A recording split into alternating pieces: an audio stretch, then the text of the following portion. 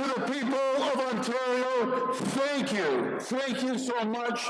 Thank you for your trust, and thank you for once again putting your confidence in me. It was a historic night in Ontario politics, not just because Doug Ford won an unprecedented second majority government, but we also saw the resignation of both the NDP leader and the Liberal leader. I'm Adrienne Batra, and with me is our political columnist, Brian Lilley. So I use the word unprecedented and historic for a reason. We have not seen two opposition parties resign in the same night. You know, it's happened a couple of times where they've left after the election, but well after the election. You think in 1995, the election was in June. Lynn McLeod left by the end of the summer. And Bob Rae, it took until February of the next year for him to leave. It's only happened 3 times in the last 75 years that 2 leaders have left, but it was always later. And each time it was after a resounding conservative majority was elected. Well, now it's 4 times, and these leaders left right away. They did not stick around. The now former Liberal leader, Stephen Del Duca, Brian, did have an uphill battle in 2018. Of course, he didn't win that riding, nor did he win it again this time around. So it's difficult to be the leader of a party from outside the legislature that's been tried and failed before, but they've even failed to capture party status again. Party status, you have to have at least 12 MPPs to be established as a party. And with that comes a whole host of things like financial resources and staff, et cetera. But he even failed to do that. The once liberal, mighty Liberal Party in Ontario, not to say that they have some rebuilding to do would be an understatement. They're a rump of their former selves at this point. And, you know, I know that Del Duca and his team publicly would always say, well, you know, we're going to win the election and we're in it to win it. And Stephen will be premier, and when he's premier, he'll do ABC. You know, you spoke to Liberals quietly, and you know, serious Liberals, senior names that you would know, they would say, well, it's really a 2-election rebuild strategy. But even that 2-election rebuild strategy assumed that they would get official party status, assumed that they would most likely form the official opposition. All of these things come with more resources. There is still, much to my chagrin, a per vote subsidy that is in place. Doug Ford had promised to kill it. He reduced it, but he didn't kill it off. And I think because it was a lifeline for the Liberals. Otherwise, they would have disappeared, and the vote splits work for them. But so the Liberals aren't going to get the official party status, which gives you money for research teams, for extra support staff for the leader's office. They're not going to get as much on the per vote subsidy. All these resources that you need to run efficient campaigns, to build a team and a platform. I don't know how many people noticed, but there were a lot of Del Duca news conferences held in public parks. Why? They couldn't afford to rent places. You know, they had to pay for the Sprinter van with the Liberal sticker on it. So that rebuild strategy may be 3 elections now, or they've got to really rethink what they stand for, what they're going to offer, because voters have decided that if they want to vote NDP, they're going to vote NDP. But if you give them an NDP option dressed up in Liberal red, they don't want it. Let's talk about a little bit about how we got to this point. Throughout the course of this campaign, we've certainly talked about in the pages of the Toronto Sun how unprecedented it was that Doug Ford got the endorsement from 8 private sector unions. That has never happened. I mean, our viewers would remember the Working Families Coalition, which has hamstrung success of conservative leaders. Doug Ford's Progressive Conservatives have basically put them out of business, and then also picked up some endorsements. Now, of course, the public sector unions stay with the NDP for the most part. But that said, that pickup alone is not insignificant. And I don't think that the NDP downplaying that was useful for them. They lost seats in ridings that they should have held on to. Tories picked up seats which is traditionally an NDP stronghold.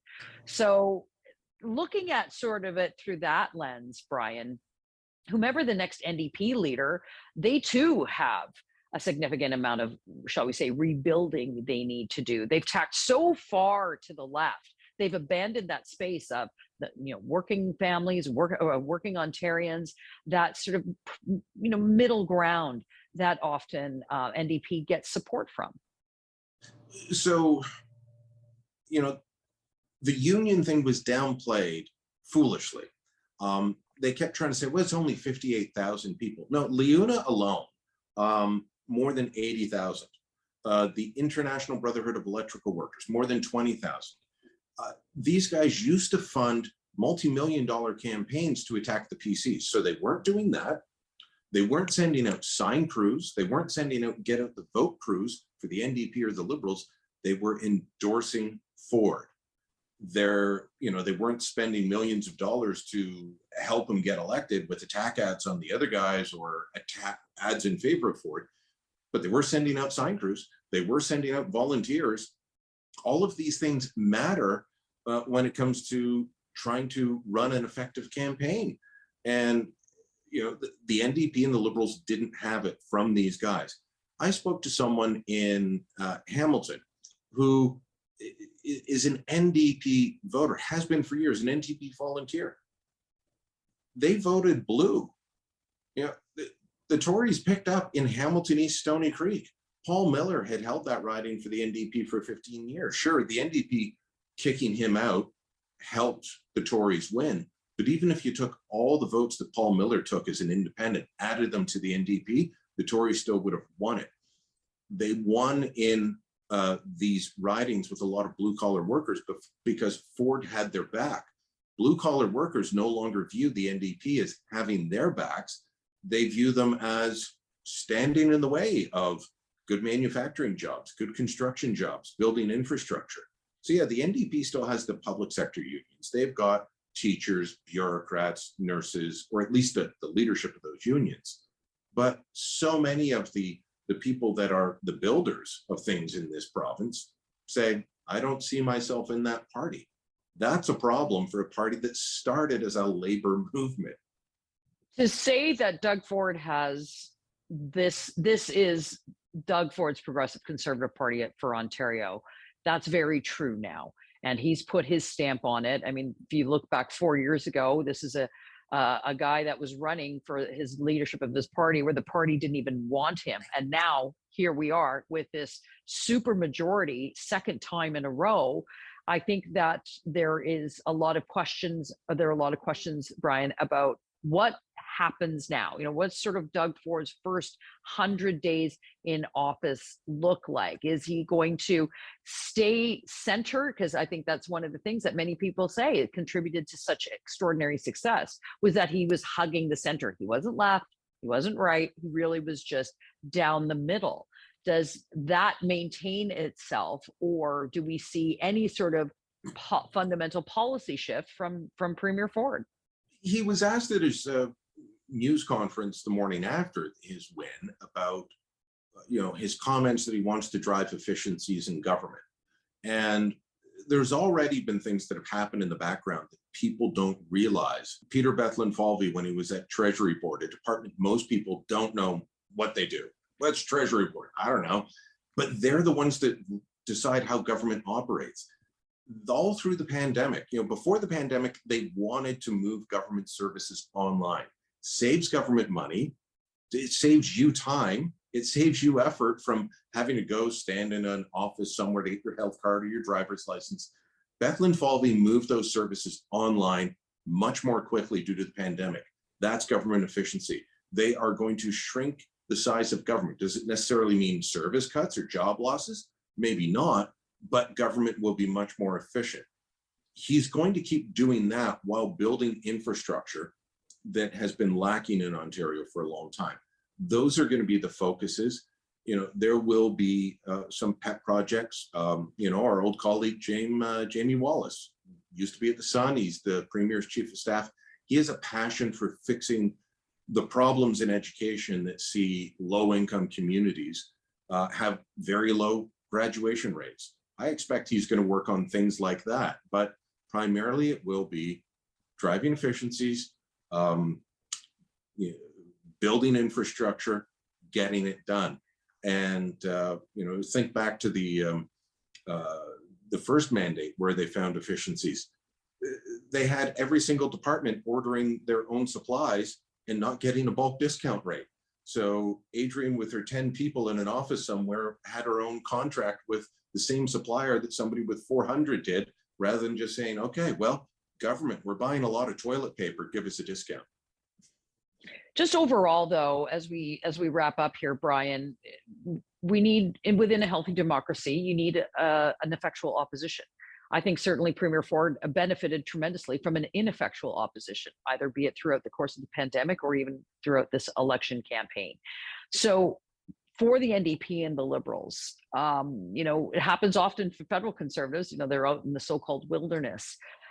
I don't see that rebuild as quickly as perhaps some Liberal or NDP strategists would like it to be, simply because of all the very things that you just mentioned that Premier Ford's government is planning on doing. So where do they find the space to distinguish themselves yet again? Well, the Liberals have to decide who they are. Are they Liberals or are they New Democrats in red? That's going to be the first thing they have to do. They were not an effective opposition because they don't have party status. They weren't effective in the last parliament because of that. They won't be effective in this one. The NDP is going to have a fight between, are they the woke downtown academic elites or are they the party of labor? That fight's going to go on. So they won't be effective. You need an effective opposition, and these parties don't know who they are anymore. So there's going to be a lot of navel gazing and introspection by the opposition, while Ford just almost gets to do what he wants for at least the first year. The NDP is official opposition still. They need to find a leader who can be effective, because Andrea Horwath was not. She did not perform well in that job, and a good democracy needs a good opposition, where governments get bloated, they get lazy, they get sloppy. 2 leadership races coming up in Ontario and a whole host of names already being put forward. We're going to see who they are. We will analyze that for you. But in the meantime, Premier Doug Ford gets to enjoy a massive majority. Log on to Facebook and Twitter. Let us know what you think, and don't forget to subscribe to our YouTube channel.